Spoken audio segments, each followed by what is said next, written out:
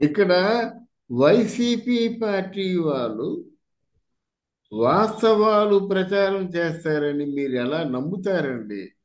ఓ ప్రతిపక్ష పార్టీ వాళ్ళు అదేమైనా వాళ్ళ తాలూకు ఏదైనా పబ్లిసిటీ పీసా, మౌత్ పీసా, కరపత్రమా? ఎప్పుడు దిగిపోతాడా, ఎప్పుడు కూర్చుందామని చూస్తున్న వాళ్ళు డెఫినెట్గా ఘోరమైన నేరమైన ప్రచారాలు చేస్తారు. అది వాళ్ళ ధర్మం, వాళ్ళకు తెలిసిన విద్య.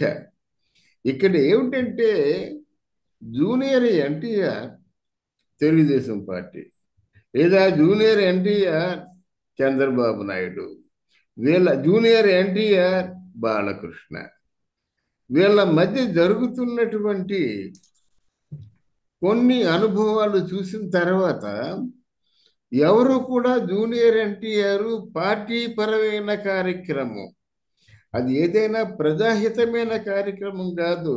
చూసావా, 40 సంవత్సరాలు మేము ఉన్నాం, 43 సంవత్సరాలు ఉన్నాం అని ప్రచారం చేసుకునే కార్యక్రమానికి ఎస్, అందులో నేను ఉన్నాననుకొని జూనియర్ ఎన్టీఆర్ రావడం అంత తెలివి తక్కువ పని ఇంకోటి ఉండదు.